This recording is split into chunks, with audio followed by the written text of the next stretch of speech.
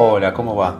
Mi nombre es Alexis Maldonado y soy profesor de la materia Análisis Multimedial del Mundo Contemporáneo y junto con todos los profesores y directivos de los CENS 455 y 456 y de la Escuela Primaria número 2 que funcionan dentro de los penales 21, 41 y 57 de la ciudad de Campana, queremos agradecer enormemente este espacio que nos ofrece FM Santa María para que podamos seguir en contacto con nuestros estudiantes durante esta cuarentena.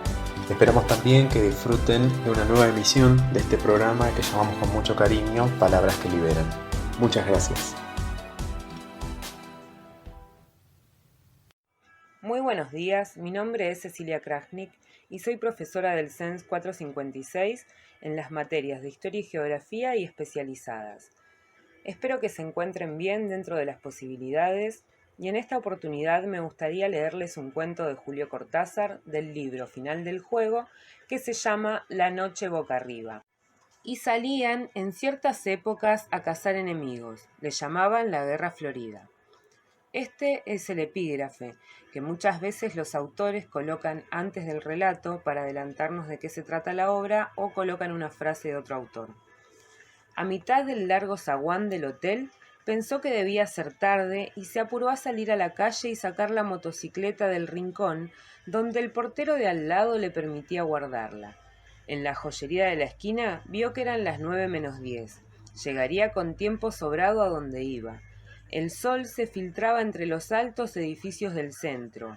Y él, porque para sí mismo, para ir pensando, no tenía nombre, montó en la máquina saboreando el paseo. La moto ronroneaba entre sus piernas y un viento fresco le chicoteaba los pantalones.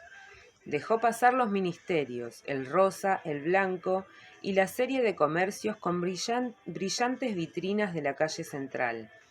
Ahora entraba en la parte más agradable del trayecto, el verdadero paseo. Una calle larga, bordeada de árboles, con poco tráfico y amplias villas que dejaban venir los jardines hasta las aceras, apenas demarcadas por setos bajos. Quizás algo distraído, pero corriendo sobre la derecha como correspondía, se dejó llevar por la tersura, por la leve crispación de ese día apenas empezado. Tal vez su involuntario relajamiento le impidió prevenir el accidente. Cuando vio que la mujer parada en la esquina se lanzaba a la calzada a pesar de las luces verdes, ya era tarde para las soluciones fáciles. Frenó con el pie y la mano, desviándose a la izquierda. Oyó el grito de la mujer y junto con el choque perdió la visión. Fue como dormirse de golpe. Volvió bruscamente del desmayo. 4 o 5 hombres jóvenes lo estaban sacando de debajo de la moto. Sentía gusto a sal y sangre, le dolía una rodilla, y cuando lo alzaron gritó, porque no podía soportar la presión en el brazo derecho. Voces que no parecían pertenecer a las caras suspendidas sobre él lo alentaban con bromas y seguridades. Su único alivio fue oír la confirmación de que había estado en su derecho al cruzar la esquina. Preguntó por la mujer, tratando de dominar la náusea que le ganaba la garganta. Mientras lo llevaban boca arriba hasta una farmacia próxima, supo que la causante del accidente no tenía más que rasguños en las piernas. «Usted la agarró apenas, pero el golpe le hizo saltar la máquina de costado». Opiniones, recuerdos, despacio, éntrenlo de espaldas, así va bien, y alguien con guardapolvo dándole a beber un trago que lo alivió en la penumbra de una pequeña farmacia de barrio. La ambulancia policial llegó a los 5 minutos y lo subieron a una camilla blanda donde pudo detenerse a gusto.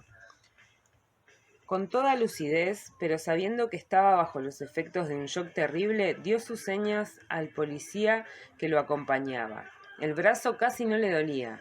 De una cortadura en la ceja goteaba sangre por toda la cara. 1 o 2 veces se lamió los labios para beberla. Se sentía bien, era un accidente, mala suerte, unas semanas quieto y nada más. El vigilante le dijo que la motocicleta no parecía muy estropeada.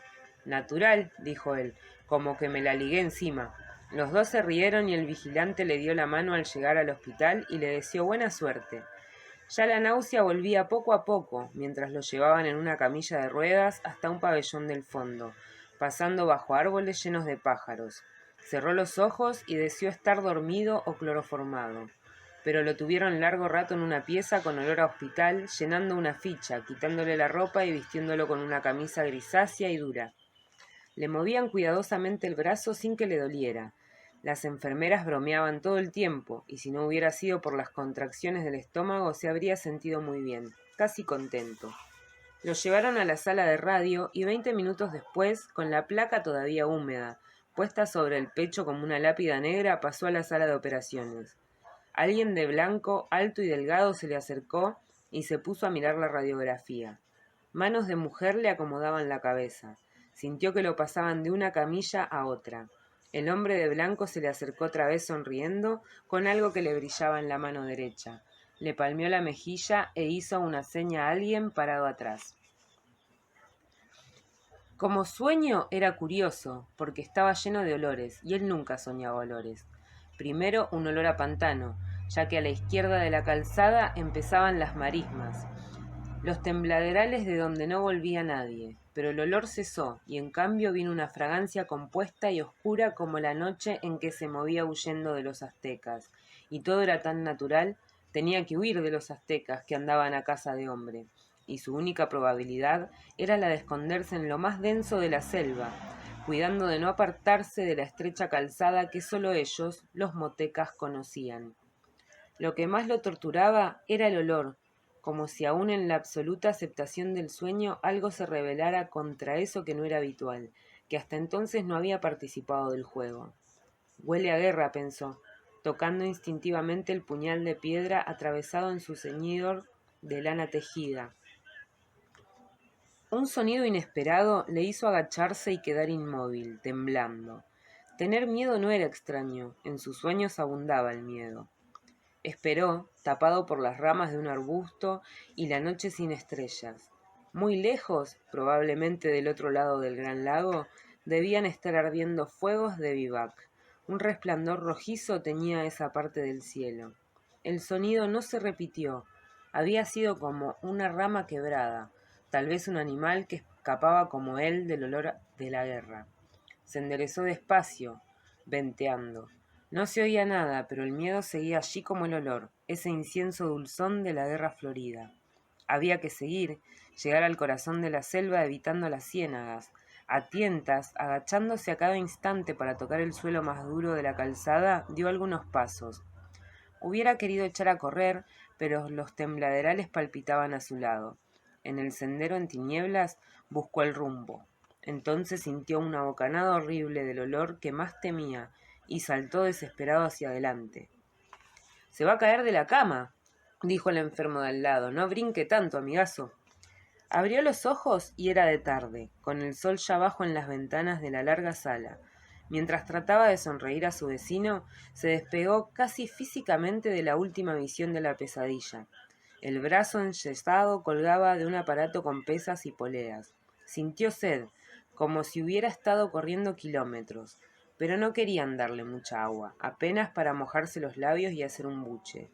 La fiebre lo iba ganando despacio y hubiera podido dormirse otra vez, pero saboreaba el placer de quedarse despierto, entornados los ojos, escuchando el diálogo de los otros enfermos, respondiendo de cuando en cuando alguna pregunta.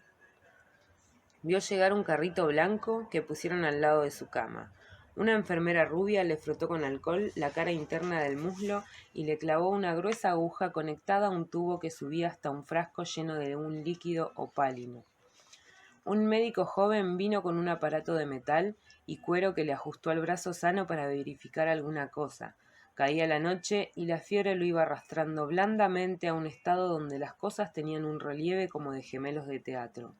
Eran reales y dulces y a la vez ligeramente repugnantes, como estar viendo una película aburrida y pensar que sin embargo en la calle es peor y quedarse. Vino una taza de maravilloso caldo de oro oliendo a puerro, a apio, a perejil.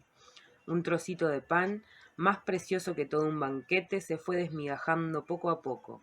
El brazo no le dolía nada y solamente en la ceja donde lo habían suturado chirriaba a veces una punzada caliente y rápida. Cuando los ventanales de enfrente viraron a manchas de un azul oscuro, pensó que no le iba a ser difícil dormirse. Un poco incómodo de espaldas, pero al pasarse la lengua por los labios resecos y calientes, sintió el sabor del caldo y suspiró de felicidad, abandonándose. Primero fue una confusión, un atraer hacia sí todas las sensaciones por un instante embotadas o confundidas. Comprendía que estaba corriendo en plena oscuridad, aunque arriba el cielo cruzado de copas de árboles era menos negro que el resto. La calzada, pensó. Me salí de la calzada. Sus pies se hundían en un colchón de hojas y barro y ya no podía dar un paso sin que las ramas de los arbustos le azotaran el torso y las piernas.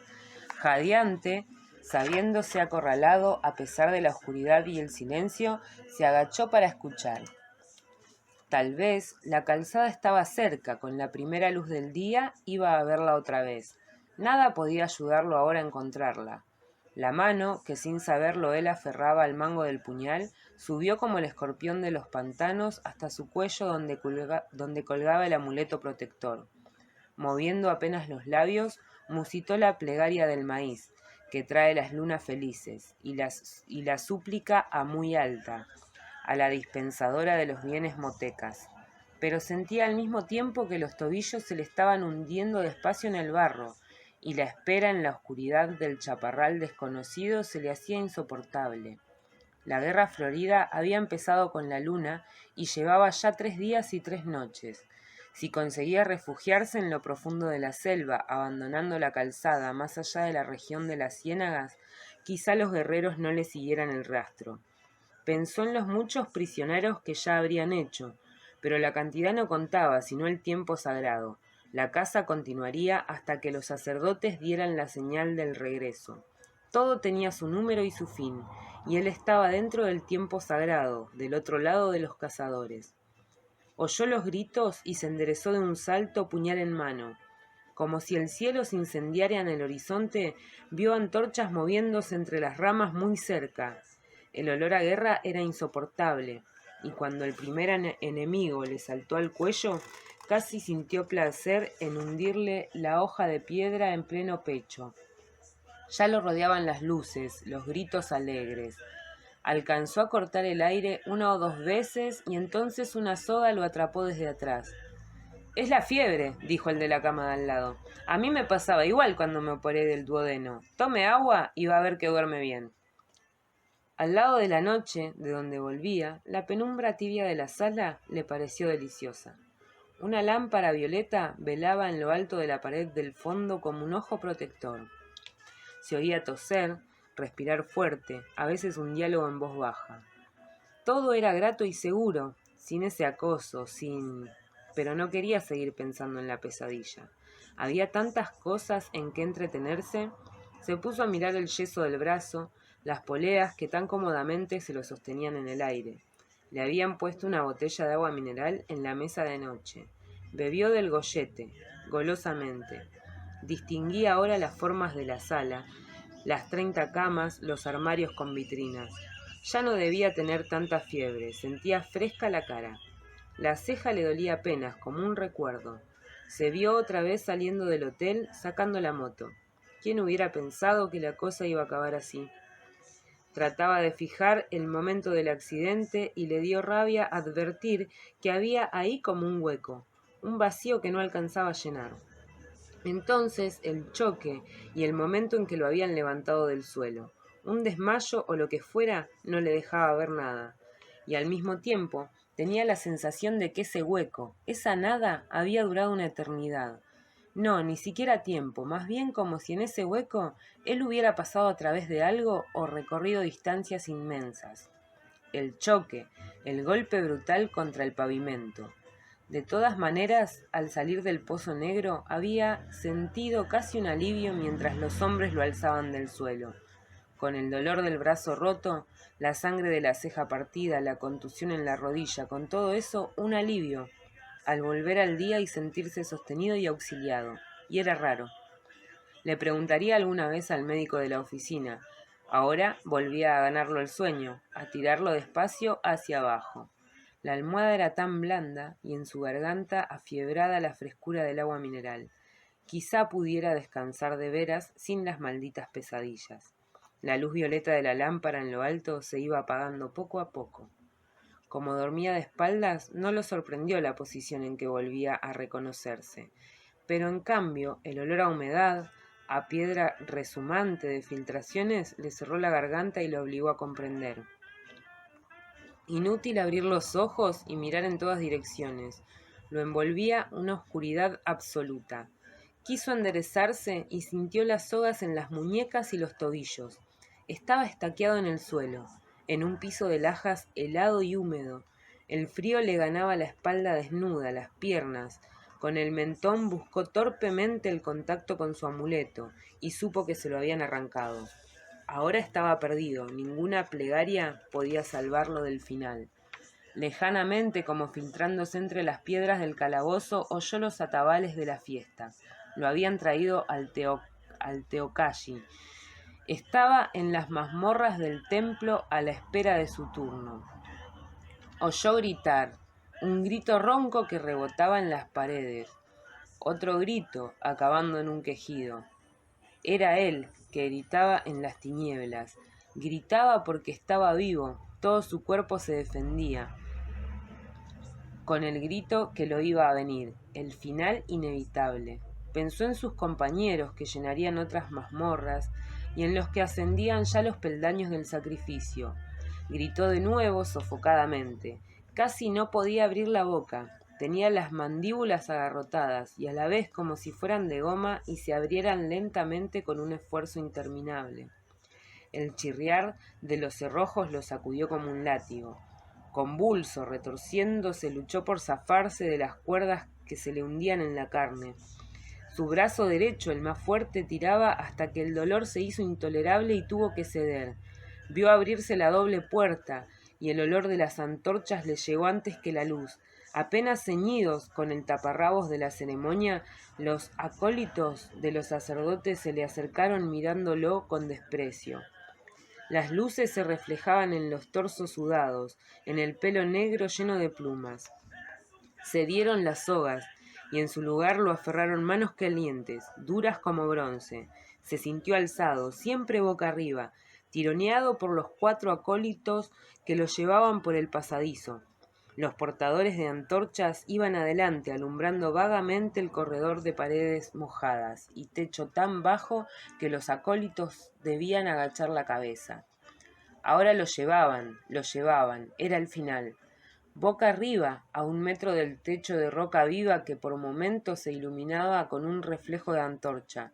Cuando en vez del techo nacieran las estrellas y se alzara frente a él la escalinata incendiada de gritos y danzas, sería el fin. El pasadizo no acababa nunca, pero ya iba a acabar. De repente olería el aire lleno de estrellas, pero todavía no. Andaban llevándolo sin fin en la penumbra roja, tironeándolo brutalmente, y él no quería. Pero ¿cómo impedirlo? Si le habían arrancado el amuleto que era su verdadero corazón, el centro de la vida. Salió de un brinco a la noche del hospital, al alto cielo raso dulce, a la sombra blanda que lo rodeaba. Pensó que debía haber gritado, pero sus vecinos dormían callados. En la mesa de noche la botella de agua tenía algo de burbujas, de imagen traslúcida contra la sombra azulada de los ventanales. Jadeó, buscando el alivio de los pulmones, el olvido de esas imágenes que seguían pegadas a sus párpados. Cada vez que cerraba los ojos, las veía formándose instantáneamente y se enderezaba aterrado, pero gozando a la vez del saber que ahora estaba despierto, que la vigilia lo protegía, que pronto iba a amanecer con el buen sueño profundo que se tiene a esa hora, sin imágenes, sin nada. Le costaba mantener los ojos abiertos, la modorra era más fuerte que él. Hizo un último esfuerzo, con la mano sana esbozó un gesto hacia la botella de agua. No llegó a tomarla. Sus dedos se cerraron en un vacío otra vez negro, y el pasadizo seguía interminable, roca tras roca, con súbitas fulguraciones rojizas, y él boca arriba gimió, apagadamente, porque el techo iba a acabarse. Subía, abriéndose como una boca de sombra, y los acólitos se enderezaban, y de la altura de una luna menguante le cayó en la cara donde los ojos no querían verla. Desesperadamente se cerraban y abrían, buscando pasar al otro lado, descubrir de nuevo el cielo raso protector de la sala, y cada vez que se abrían era la noche y la luna mientras lo subían por la escalinata, ahora con la cabeza colgando hacia abajo. Y en lo alto estaban las hogueras, las rojas columnas de humo perfumado, y de golpe vio la piedra roja, brillante de sangre que chorreaba, y el vaivén de los pies del sacrificio que arrastraban para tirarlo, rodando por las escalinatas del norte. Con una última esperanza apretó los párpados, gimiendo por despertar. Durante un segundo creyó que lo lograría, porque otra vez estaba inmóvil en la cama, a salvo del balanceo, cabeza abajo, pero olía la muerte, y cuando abrió los ojos vio la figura ensangrentada del sacrificador que venía hacia él con el cuchillo de piedra en la mano.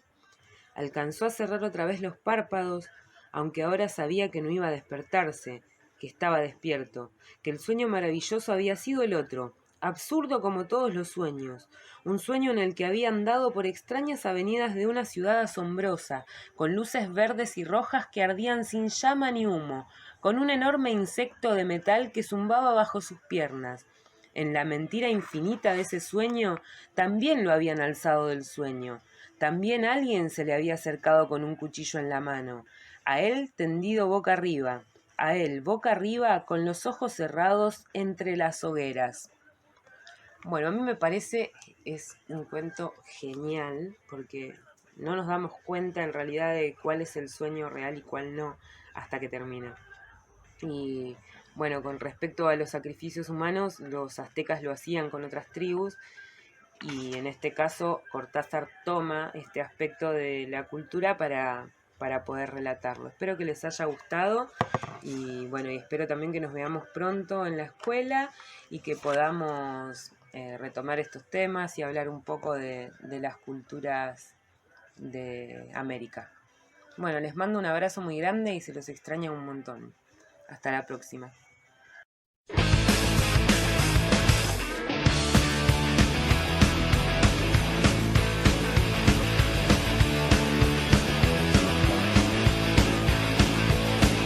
Palabras más o menos ayer me decían, palabras más o menos que no me quieres, palabras más o menos me estás dejando en cueros, palabras más, palabras menos, palabras más, palabras menos, es lo que... Hola muchachitos, soy Irene, profe de literatura, una de las profes de literatura de toda la institución. Voy a tratar de charlar con ustedes sobre Roberto Arlt, el autor de El juguete rabioso, de Los siete locos, de Los lanzallamas y de varias obras de teatro. ¿Es difícil? Puede ser, pero vamos a intentarlo. Voy a tratar de entusiasmarlos de tal modo que ustedes tengan ganas de leer estos textos y me digan, profe, me trae alguno de los textos de Roberto Arlt. Bueno, Roberto Arlt nació en 1900, sus padres eran inmigrantes polacos, su madre era aficionada a las ciencias ocultas y a la astrología, y les cuento esto porque cuando analicemos sus textos vamos a ver que recibió este gusto Roberto de su madre, ¿no? Arlt siempre se llevó mal con su padre y este lo expulsó de su casa, siendo muy chico, antes de los 18 años. Si bien estamos en la primera mitad del siglo XX, pero a los 16 años se era muy jovencito. Va a vivir de pensión en pensión, va a comer en lugares, o sea, va a vivir con muy poquito dinero y haciendo malabares para poder alimentarse y poder vivir. Arlt lee libros que saca de la biblioteca. A pesar de que no es un buen estudiante, de que lo echan de las escuelas, es un excelente lector. Y lee cualquier cosa. Lee a la Bartola, diría Aníbal Jarkovsky, uno de sus estudiosos. Lee al voleo. Cuando tiene 18 años, publica su primer cuento. Vamos a ver que después él tiene que hacer el servicio militar, se va a Córdoba, se casa, finalmente vuelve a Buenos Aires, vive por la zona de Flores. Es secretario de Ricardo Guiraldes, el autor de Don Segundo Sombra, en una editorial. A los 27 consigue trabajo en la sección Policiales del diario Crítica. Allí vamos a ver que conoce la marginalidad extrema y lo va a retomar, él se va a notar en sus textos esta experiencia. A los 28 consigue un trabajo rentado, un trabajo que le va a permitir vivir un poco más tranquilo, tiene seguridad. Este trabajo en el diario El Mundo es un trabajo que va a hacer toda su vida y que escribe allí relatos urbanos, pinceladas de lo que sucede a su alrededor, ya sea en política, ya sea de sus colegas, de los diputados, del costo de la vida, y las denomina aguafuertes porteñas, porque es así como pinceladitas, ¿no? de lo que ve algo, le gustó y lo redacta. Bueno, lo que vamos a hacer como para entrar de una en su literatura es, les voy a leer el prólogo de su tercera novela, Los lanzallamas, para entrarle así de una a la literatura de Arlt. Vamos a ver que un hombre que vivió en la carencia material, sin biblioteca, produce una literatura de excesos. Escribe con un lenguaje en el que derrocha palabras. Arlt fue un hombre de carencias materiales, pero lo compensó con una riqueza simbólica.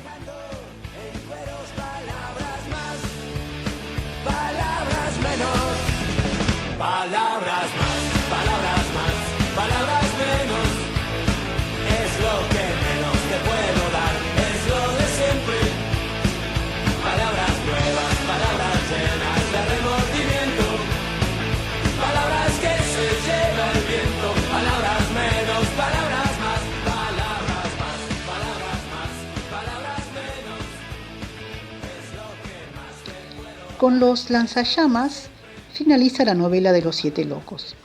Estoy contento de haber tenido la voluntad de trabajar en condiciones bastante desfavorables para dar fin a una obra que exigía soledad y recogimiento. Escribí siempre en redacciones estrepitosas, acosados por la obligación de la columna cotidiana.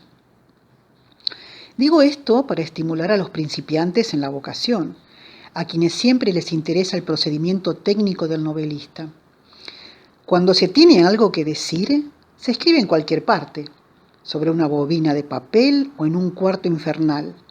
Dios o el diablo están juntos, a uno dictándole inefables palabras. Orgullosamente afirmo que escribir, para mí, constituye un lujo. No dispongo, como otros escritores, de rentas, tiempo o sedantes empleos nacionales. Ganarse la vida escribiendo es penoso y rudo. Máxime si cuando se trabaja se piensa que existe gente a quien la preocupación de buscarse distracciones les produce surmenage. Pasando a otra cosa, se dice de mí que escribo mal. Y sí, es posible.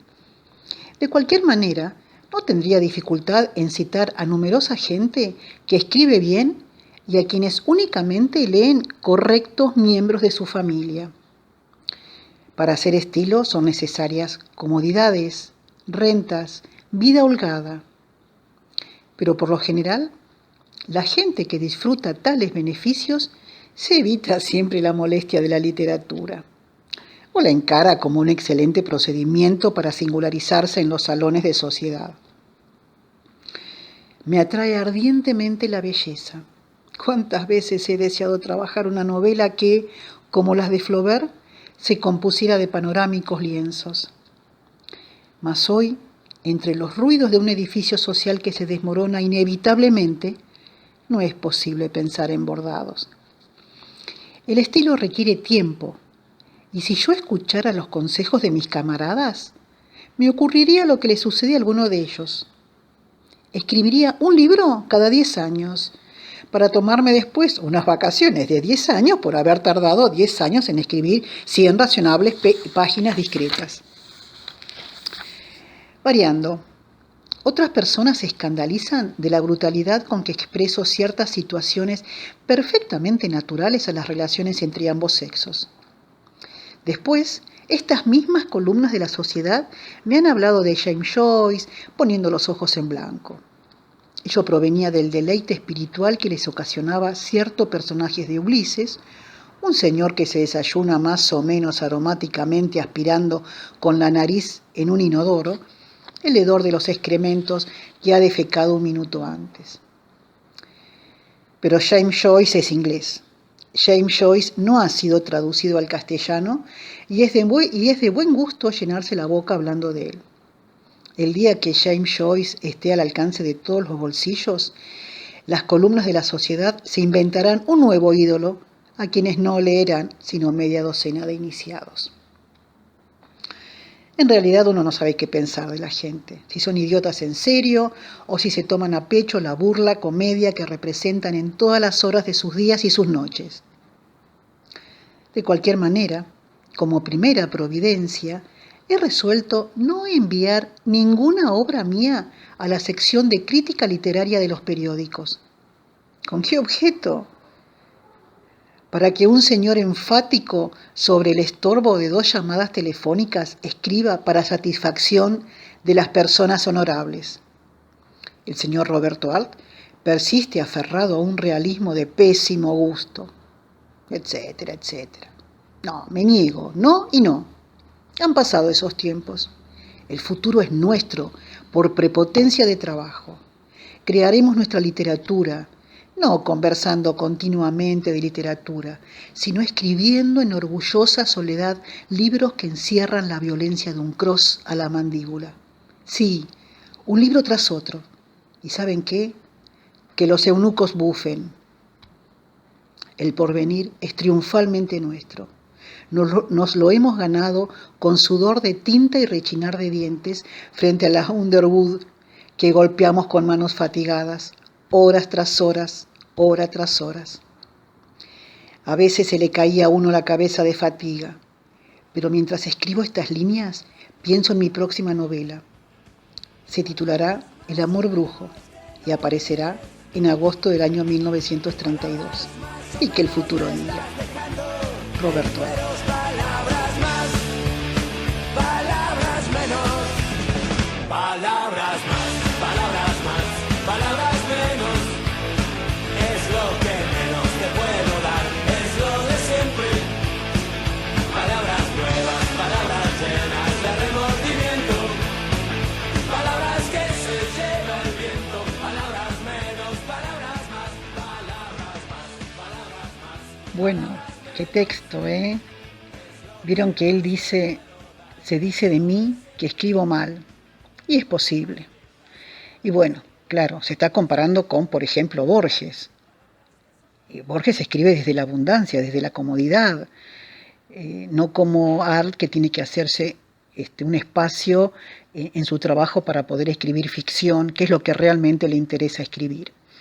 Quiero aclarar un par de cositas sobre el texto, porque es muy fuerte la frase sobre el eunuco, ¿no? Eunuco es un hombre castrado, entonces que hablen de mí aquellos castrados, ¿no? Y la Underwood es la máquina de escribir, una máquina manual, que hay que apoyar mucho los dedos, ¿no? Nada que ver con, ni siquiera con las eléctricas. Entonces, ustedes han observado ese lenguaje presuntuoso, exacerbado. ¿Y qué sostiene? Que el futuro va a ser de los que trabajan sus textos y que tienen que trabajar en la vida para poder trabajar sus textos. Él está muy enojado porque ha recibido críticas muy duras y vamos a ver en sus textos cómo incorporó a la literatura el lenguaje de la calle. Vamos a ver que la violencia que experimentan sus personajes es una violencia producto del sueño que tienen los personajes, que chocan con la vida que les tocó vivir, lo que produce un desencanto y un desengaño brutal. Bueno, muy bien, jovencitos, hasta acá. En la próxima seguiremos hablando de este autor bien argento que ha introducido una de las mejores frases en la literatura argentina y que ha cambiado el ritmo de la literatura. La próxima les voy a contar cuál es esa frase. Abracitos, nos vamos viendo, muchachitos, y espero que hayan disfrutado, al menos de esta primera aproximación a Roberto Alt. Palabras más o menos que no me quieres. Palabras más o menos me estás dejando en cueros. Palabras más, palabras menos. Palabras más, palabras más, palabras menos. Es lo que menos te puedo dar, es lo de siempre. Palabras nuevas, palabras llenas de remordimiento. Palabras que se lleva el viento. Palabras menos, palabras más. Palabras más, palabras más, palabras menos. Es lo que más te puedo dar, es lo de siempre. Palabras viejas, palabras solo como pasatiempo. Palabras que soplan en el viento. Palabras fáciles de olvidar. Palabras más o menos las que hoy beberé. Palabras más o menos sentimientos ajenos. Palabras más o menos palabras que pueden lastimar. Palabras menos, menos, menos, palabras más. Palabras más, palabras más, palabras menos. Es lo que menos te puedo dar, es lo de siempre. Palabras nuevas, palabras llenas de remordimiento. Palabras que se lleva el viento. Palabras menos, palabras más, palabras más,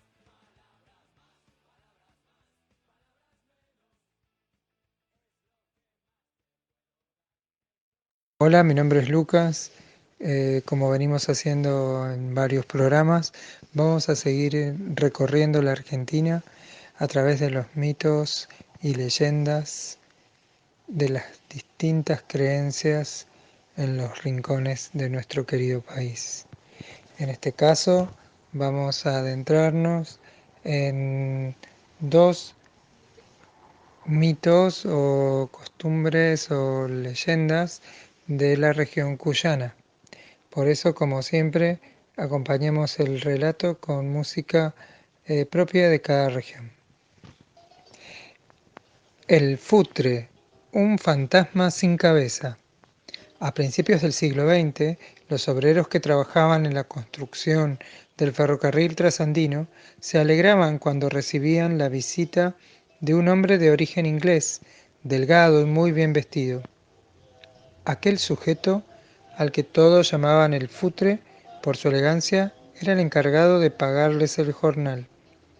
Al parecer, cierta noche, el caballero se dirigió hacia la localidad de Las Cuevas, en el límite con Chile, y unos ladrones lo asaltaron, le robaron el dinero de los sueldos y le cortaron la cabeza. Muchos creyeron que el inglés había huido con el dinero de los trabajadores, pero pronto se supo lo que había ocurrido.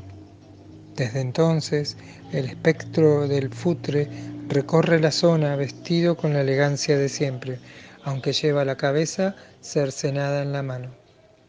Se lo ve cerca de las vías del tren, que en la actualidad están abandonadas. Dicen que se aproxima a los viajeros y con su voz de ultratumba les pregunta por su dinero o los amenaza de muerte. Los primeros que lo vieron fueron obreros del ferrocarril trasandino en la provincia de Mendoza. ¿Qué significa? En la región andina la palabra futre nombra a las personas que se preocupan excesivamente por su aspecto y por estar vestidas a la moda. Advertencia: para evitar el futre, no elijan los senderos de las altas cumbres mendocinas para un paseo nocturno. Otra costumbre de la región cuyana en este caso de la provincia de San Juan, es el de la pericana. La pericana es una anciana horrible que recorre los huertos y viñedos de San Juan. Su figura encorvada tiene una gran estatura. En su rostro resaltan los ojos amarillos y por alguna razón desconocida lleva la cara siempre ensangrentada. Camina lentamente y por debajo de su vestido asoma una cola provista de espinas. Contemplarla es una experiencia realmente aterradora. La pericana odia a los niños que no duermen la siesta. Por eso, cuando sorprende a alguno de ellos desobedeciendo la prohibición de sus padres de salir a esa hora, lo atrapa y lo castiga duramente con el rebenque que siempre lleva consigo. Si alguno se anima a reincidir y la pericana lo descubre, el castigo será peor, porque se lo llevará con ella a los infiernos. Dicen que los que la vieron primero fueron unos niños desobedientes a finales del siglo XIX, pues a esa fecha se remontan los relatos más antiguos sobre la pericana. En un cuento sanjuanino de Juan Pablo Echagüe, en Tres estampas de mi tierra, describe en su cuento la pericana, como a 50 pasos de distancia vimos, entre las verdes parras, una silueta negra altísima, de rostro ensangrentado, roja, de barba y saltados ojos amarillos, que avanzaba despacio, muequeando espantosamente. Bueno, un consejo yo les daría a la gente de San Juan. Los niños no deben salir a jugar durante la hora de la siesta, por si las moscas. No sea cosa que se encuentren con la pericana. Bueno, espero que les hayan gustado estos relatos cuyanos y nos estaremos encontrando pronto para otro recorrido en algún otro rincón de nuestro querido país. Les recuerdo a todos que estos textos están tomados de una publicación realizada por el Ministerio de Educación de la Nación para el emprendimiento de Tecnópolis, en una obra llamada Guía Bestiaria, Paseo de los Seres Míticos Argentinos. Hasta pronto.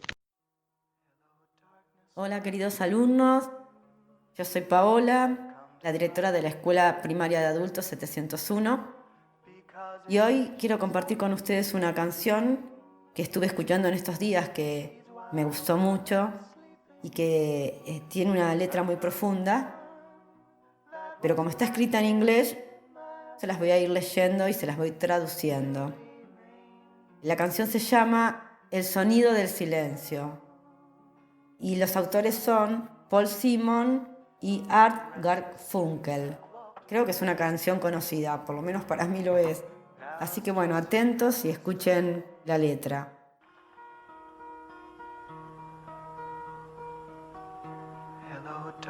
Hola oscuridad, mi vieja amiga, he venido a hablar contigo otra vez, porque una visión ha escalado suavemente, ha dejado sus semillas mientras yo dormía, y la visión que fue sembrada en mi cerebro aún permanece entre el sonido del silencio. En inquietos sueños caminaba solo, adoquinadas callejuelas, bajo el halo de luz de un farol.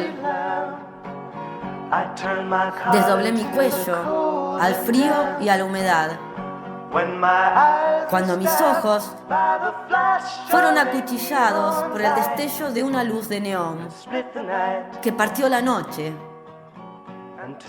y tocó el sonido del silencio. Y en la desnudada luz vi 10.000 personas, quizás más, gente hablando sin hablar, gente oyendo sin escuchar, gente escribiendo canciones que nunca compartirán. Y nadie desafió perturbar el sonido del silencio. Tontos, dije yo, ustedes no saben. Silencio crece como un cáncer. Oigan mis palabras que debían enseñarles. Tomen mis brazos que podrían levantarlos. Pero mis palabras, como silentes gotas de lluvia, cayeron.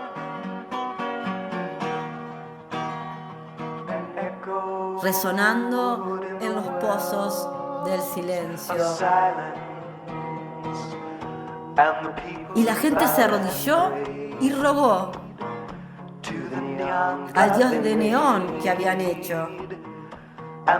Y la señal destelló con esta advertencia en las palabras que fue formando. Y la señal dice: las palabras de los profetas están escritas en las paredes de los subtes y en los callejones, y susurradas en el sonido del silencio.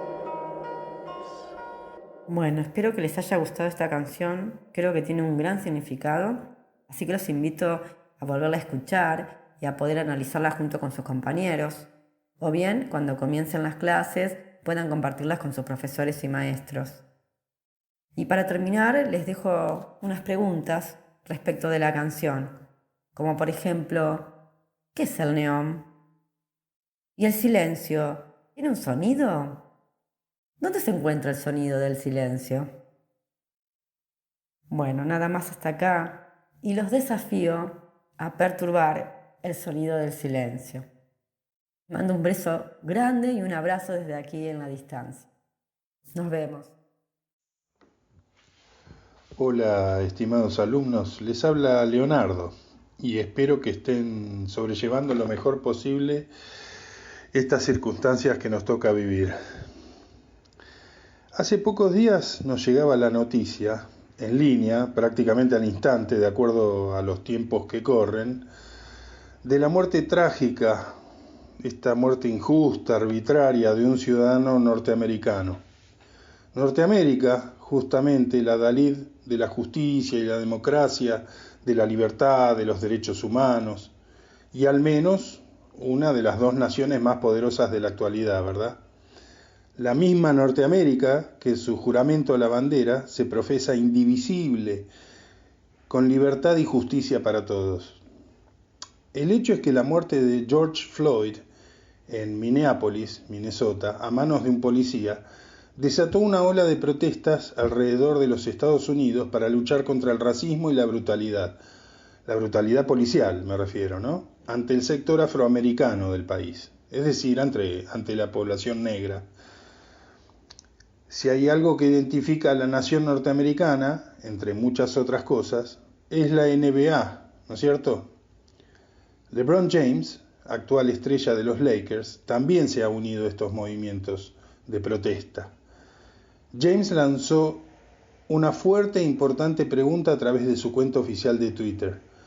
¿Por qué Estados Unidos no nos quiere? Why doesn't America love us? En referencia a la comunidad afroamericana en la Unión Americana. Y bajo el lema de no poder respirar, I can't breathe, e imágenes de George Floyd, cientos de personas en locaciones como Minneapolis, Miami, Louisiana, Washington, entre otros estados y a nivel internacional como Alemania, por ejemplo, han pedido justicia para el caso y para las vidas afroamericanas perdidas a manos de la policía. Pero ese mismo país, que en este momento del que estamos dando un pantallazo, esa misma nación también, como en todo el mundo, vio nacer a personas que vinieron a iluminar, a hacer fuegos, en palabras de Eduardo Galeano. En algún encuentro pasado estuvimos compartiendo la historia de Marvin Gaye, por ejemplo, un ícono de la música norteamericana. Y el bueno de Marvin nos dice en su composición What's Going On, ¿qué está pasando? Nos dice lo siguiente: Madre, madre, son muchos los que lloran. Hermano, hermano, hermano, hay demasiados de ustedes muriendo. ¿Vos sabés que hay que encontrar una forma de traer un poco de amor hoy y aquí? Padre, padre, no hace falta empeorar las cosas. ¿Sabés? La guerra no es la respuesta, porque solo el amor puede conquistar al odio. Vos sabés que tenemos que encontrar la forma de traer un poco de amor hoy y aquí. Piquetes y pancartas, ya no me castiguen con brutalidad. Háblame para que puedas ver qué está pasando. Madre, madre, todos creen que estamos equivocados, pero ¿quiénes son para juzgarnos, para tocarnos? ¿Simplemente por nuestro pelo largo? ¿Sabes? Tenemos que encontrar un modo de traer un poco de comprensión aquí, hoy. No me castigues con brutalidad. Vamos, habla conmigo, para que puedas entender lo que está sucediendo. Sí, lo que está pasando. Decime lo que está pasando y yo te cuento lo que sucede también. Vamos, nene, vamos. Bueno, clarísima la letra, ¿no? Y tal como les dije en aquel momento que habíamos hablado de la madre naturaleza y del cuidado y la solidaridad, esto fue escrito hace alrededor de 40 años. Quiere decir que la brutalidad y el maltrato a los semejantes, a la tierra, a nosotros mismos, viene ocurriendo hace mucho tiempo. Y hay mucha gente detrás de estos movimientos intentando cambiar las cosas. Por eso hoy me van a disculpar, pero no tengo demasiadas certezas para dejar, sino alguna pregunta más. Por ejemplo, ¿cuántos George Floyd? ¿Cuántos Carlos Fuentealba? ¿Cuántos Pocho Leprati van a hacer falta en el mundo para empezar a cambiar las cosas? ¿Cuántos de nosotros? ¿Qué podemos hacer para cambiar las cosas? ¿Qué podemos cambiar en nosotros para cambiar las cosas? Y como decía Gandhi, tú debes ser el cambio que deseas ver en el mundo. Yo les pido disculpas por lo básico de la propuesta de hoy. Estoy seguro de que los mejores interrogantes los van a plantear ustedes. Será entonces hasta el próximo encuentro. Chao. I just want to ask the question, who really cares to save a world in despair? Who really cares?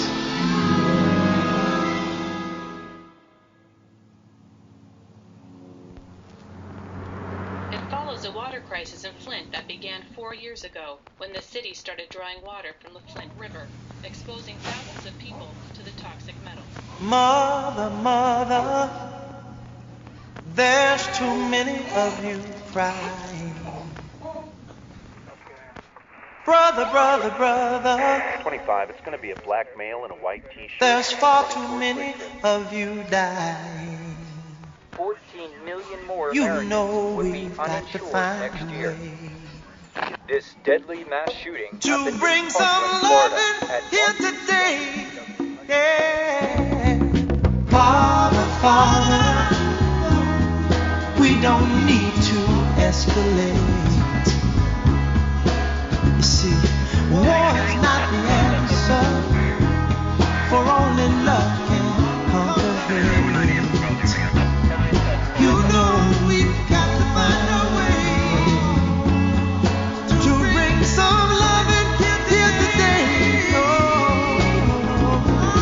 picket lines and picket signs, don't punish me with brutality.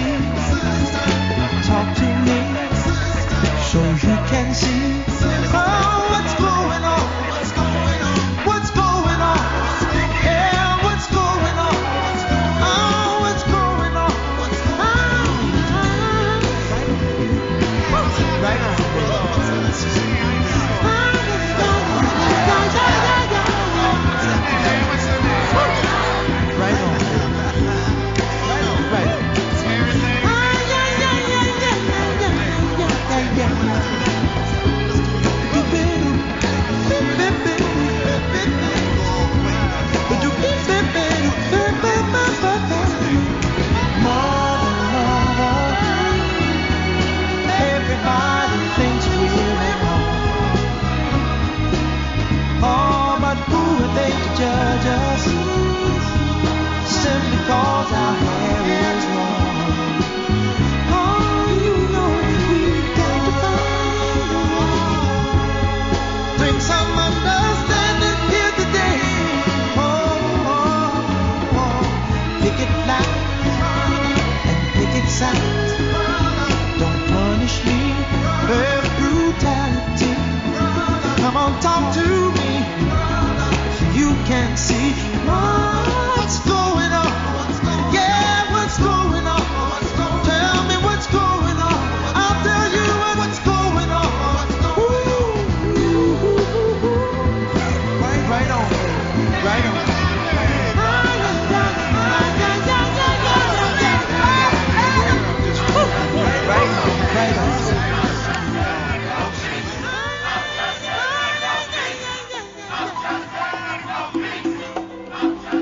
I wanna know what's going on, baby. Yes, I wanna know what's going on right now, people.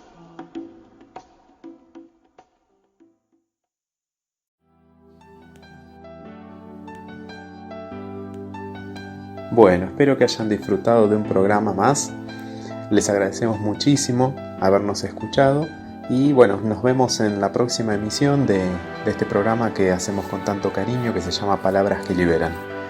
Cuídense y espero que estén bien. Hasta la próxima.